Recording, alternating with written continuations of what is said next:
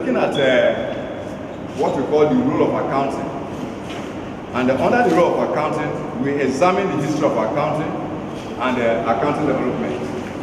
And we say that accounting started, the modern accounting we are practicing started as far back as over 2,000 years ago. And that one Italian was the first person to produce what we now know as double entry in accounting. And we call that man's name what? Luca Pacioli. That's the name actually. Actually, he invented this the double entry accounting system which we are using today, and it has not changed, as I told you yesterday. Luca Pacioli was the first to write the double entry accounting theory, which we are applying today in our transaction. And as I told you yesterday, I said double entry is the bedrock on which accountancy profession rests, especially when you are talking of financial accounting. We are not talking of management accounting here, or cost accounting, or public sector accounting, but we are talking of financial accounting. If you are studying financial accounting, the bedrock is double entry. We shall see that as we progress in this course. At this stage, I did also introduce to you the regulatory framework that governs the preparation and presentation of accounting information in Nigeria. And I say that the principal regulatory legislation is what? The CAMD 1990, otherwise known as what? You can go. Go. Just you can go. CAMD 1990, meaning what? What's CAMD 1990? CA Company and Other Matter Degree 1990 as amended in what year? 2004. You see, all these regulatory frameworks, you have to have them at the tip of your finger. You are not lawyers, quite all right, but an accountant should have a good knowledge of legal terms that governs accounting practice. We are not making you lawyers, but you must have a good knowledge of legal framework that governs whatever you're doing, because whatever you say in accounting, you must have a legal framework to back it up. I say you can go. Okay? So, there are other legal frameworks that are specifically designed for certain institutions, like bank, for instance. That of bank is called what? The bank is called what? The bank acts. What? What? I didn't hear you very well. You see, what this implies is that you people are not reading. If you are reading, you have it already in your notes. And we almost covered this yesterday. And you are saying Gofia, Gofi, Goka, Gosa. Okay, it's called Gofia 1991. Gofia what? That is Bank and Other Financial Institution Acts. Bank and Other Financial Institution Acts 1991. Are you getting what I'm saying? Apart from that, which other framework? Legal framework? Insurance Acts. If you quote the act without telling us the year, you have not said anything. 2003, thank you very much. Insurance Act of 2003. Besides this legal framework, we have other regulatory frameworks again that govern the preparation and presentation of financial statements. Who can tell me one of them? What do you call it? No? Who can tell me? You've not heard of IAS, International Accounting Standard? How many of you have had it? You've had it. Have you read it? Have you read it in this? How many of you have read it here? You have not started reading, have you? Okay. Then, have you heard of International Financial Reporting Standards? How many of you have read it here? And we say that these are the regulatory organs. These are the regulatory organs and which are used in the preparation and presentation of financial statements. And we went ahead to tell you the body that issued these standards. They are standards that are used in preparing financial statements. Then we went ahead to tell you the organ that prepared them. If it has to do with the international financial reporting standard, then it must be issued by International Accounting Standard Board. International what? Accounting Standard Board. But if it has to do with local, if it has to do with Nigeria, then it has to be issued by Nigeria Accounting Standard Board. What? Nigeria Accounting Standard Board. All these things you have to know them at the tip of your finger. It's not an issue of, if I like, I know it. If I don't like, I don't know it. I'm waiting for debit and credit, debit and credit. The debit and credit will not come until you understood all this things very, very well.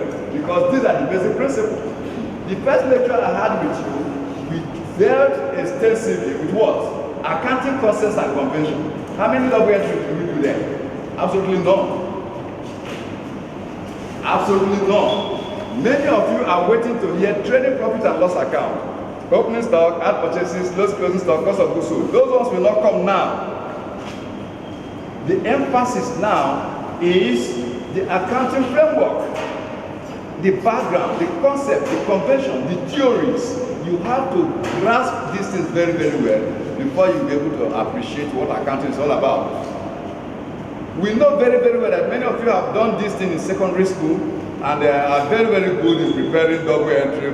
They can prepare books of account from the subsidiary books to the principal books of account. They can go ahead to balance the account and extract trial balance. They can even prepare trading profit and loss account and balance sheet. We know all these things. We will do those ones here, but that is not the issue right now. The issue is that you have to know from the onset the foundation on which this particular course is laid, and it's what? On the theories, on the concepts, on the conventions, which you people are pushing aside now, saying, no, they are not important yet.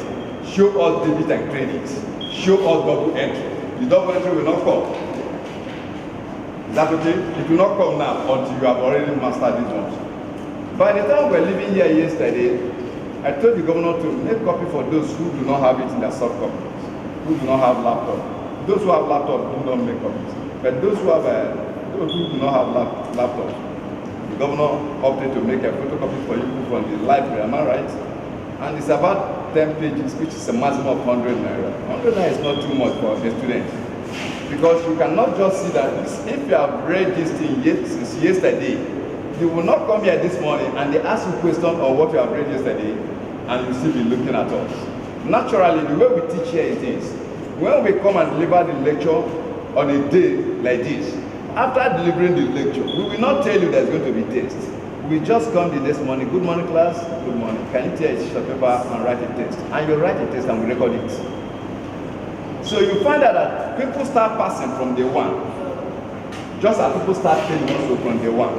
If I were to conduct a test this morning, you can see that many of you wouldn't have been doing it. But we assume that because you have not gotten the material. So let's continue. We talked of financial transaction yesterday, and what do we say is financial transaction? What is financial transaction? Any transaction that has monetary value. We say a transaction that does not have monetary value is not a financial transaction. And in accounting, the concept is money is a measure of a measure of units. We use money to measure transaction in terms of monetary terms. For instance, in Nigeria, the unit of measurement here is the naira, in Ghana is CD, and so on and so forth.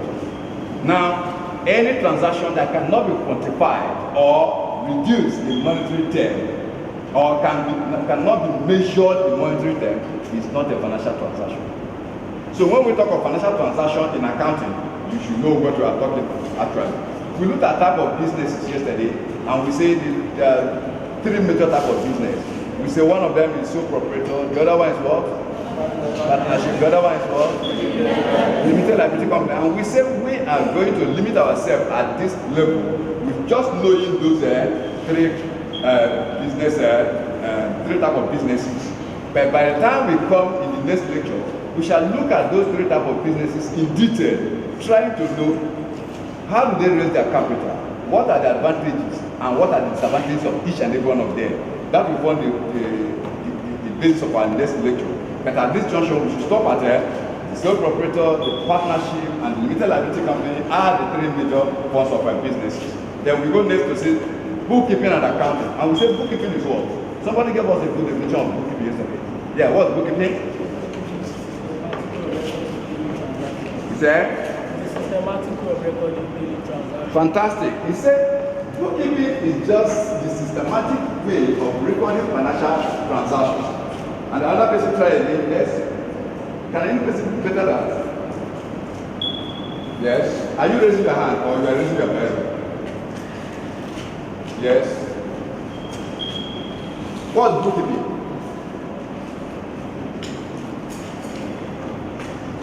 Yes? It is a systematic way of recording transactions in books of accounts. Two of you have said exactly the same thing. All of you are saying the same thing. Well, bookkeeping is a systematic way of recording transactions from the source document to where? To the primary or to the prime books, otherwise known as subsidiary books, otherwise known as books of original entry. All these are names of the primary books of account. Then we say bookkeeping is the recording from where? The source document to the subsidiary books of account, and from where they are now transferred to where? To the ledger. They are transferred to the ledger. Are you getting what I'm saying? So all those things are very, very important, because you don't just say bookkeeping is a systematic way of recording accounting transactions. It's okay, but you have to tell us where you are recording from. You are recording from source document to the primary books of account, otherwise known as the subsidiary books of account, also known as the books of original entry. They have all names, so you should know their names and be conversant with them. Then from where transaction is finally entered into the principal book of account, otherwise known as the ledger. The ledger is now balanced and the entire balance extracted. Then the journey now starts. Okay? So if you want to know definition, try to know it very, very well. Don't just define it in vague and leave it like that. Okay. We look at the scopes of accounting, and we say scope of accounting, that is like the area covered by accounting. Accounting is not only financial accounting. Like today, I'm taking you financial accounting, and that will give you the impression that is all about accounting. No, as you are climbing from year 1 to year 2, year 3, and year 4, you will be meeting different aspects of accounting. So at this level, we have to introduce you to those aspects of accounting you are going to meet, and we call the scope of accounting. Apart from financial accounting, the next type of accounting we will meet is what? Cost accounting, the next? Management accounting, the next? What? Auditing, and the next? Government account, and next? Tax and tax management. Good. These are the scope of accounting. We are going to do that. These are the things that actually make accounting profession what it is. So it's good to have knowledge of them now, because you are going to pass through all of them in the next 4 years. You have just started with financial accounting. You will do financial accounting in year 1, you will do it in year 2, you will do it in year 3, you will do it in year 4. But in year 2, you will do cost accounting. After that, you stop. In year 3, you do management accounting, public sector accounting. In year 4, you will do auditing, taxation, and everything. So it's only accounting that you will start today and you are going to end with it. Other ones will be coming in as you progress in the course. Then we say, what is the need for accounting? What is the need for accounting? Who can tell us the need for accounting? To make prediction, yes. To make prediction, yes. To keep permanent record for future purposes. Next. To be able to ascertain the profit of an organization, that performance evaluation. Next, I agree with you. Next. You can able to say users of financial statement to make their informed economic decision. To make what? Informed. If you write the chart, you put it that to make informed economic decision for me. Well, I will mark it like this and draw the leg down. I hope you know the meaning of that. When you mark good and you draw the leg down, the one you draw down goes to the lecturer. I hope you know that. So if it's 5 marks, I will take 3 and I will give you 2. So when you want to give the decision, please define very, very well. The next one, we look at the qualities of a good accounting information. And we say a good accounting information must be reliable. It must be what? It must be relevant. It must be what? It must be objective. It must be what? What other words? Comparable. It must be. Listen, let us list them first. After listing them, then we will not take them one by one to explain what you mean. When you say it must be comparable, comprehensiveness, timeliness, and so on and so forth, then you'll be able to tell you what you mean. So it's not enough at this level to say the qualities of a good accounting information are 1. It must be reliable, it must be relevant, it must be timely, it must be comparative, and so on and so forth. It's not enough. When you say it, you explain what you're saying. When you say it, you explain what you're saying. For instance, if you say it must be timely, you are saying that information has meaning and it's only useful if that information can be used for the purpose for which it is needed. I gave you an example yesterday where a director tells the secretary to tell somebody to prepare a report which is needed to be incorporated in a report that must come up by November. And that particular staff did not produce the report until probably the end of December. When the purpose for which the information was needed has already become elated. Am I communicating? Yes. Am I communicating? What happened to that staff? He was fired. He was what? Fired. He will not be fired in Jesus' name. Amen. He was fired.